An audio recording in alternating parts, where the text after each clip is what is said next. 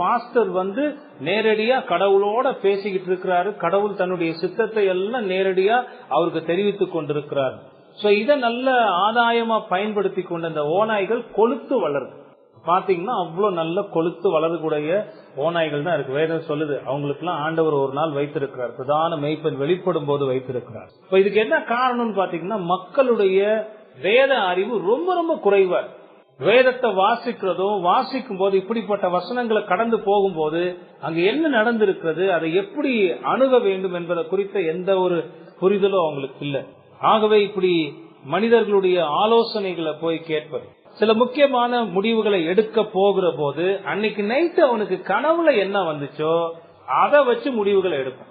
அது கனவு ஒரு பிளசண்டா வந்த மாதிரி இருந்துச்சுன்னா சரி, இது ஒரு நல்ல அடையாளமாக கடவுள் கொடுக்கிறார், ஆகவே ஆண்டவர் இதை வெளிப்படுத்தி இருக்கிறார், நான் இதை செய்யறேன். ஆனா அதே சமயத்துல ஒரு பாம்பு, பூரான், தேளு இதெல்லாம் போற மாதிரி இருந்தாவோ, அல்லது இரவு தூங்கி எந்திரிச்சு பாத்ரூம் போற வழியில ஒரு பூனை குறுக்க போனாவோ உடனே என்ன நினைச்சிருவான்னா, இல்ல இந்த காரியத்தை ஆண்டவர் அனுமதிக்கல. இதெல்லாம் எவ்வளவு ஒரு மூடத்தனமான நம்பிக்கைன்னு பாருங்களேன். இதெல்லாம் எங்கேயோ நடந்துட்டு இருக்குன்னு நினைக்காதீங்க. நாம வாழ்ந்து கொண்டிருக்கிற இந்த கிறிஸ்தவ சமுதாயத்துல நடந்து கொண்டிருக்கக்கூடிய காரியம்.